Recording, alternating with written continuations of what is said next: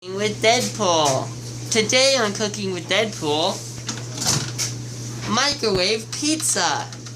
Yeah, we're gonna cook these 2 slices of pizza in the microwave and have them real nice and tasty.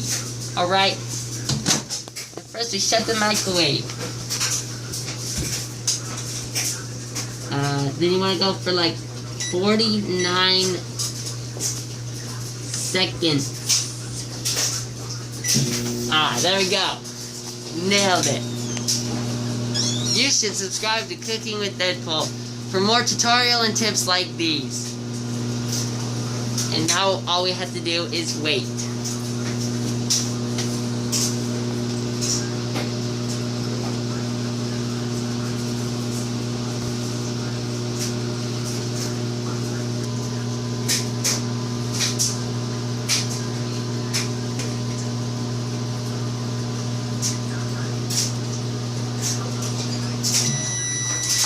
Yes, done.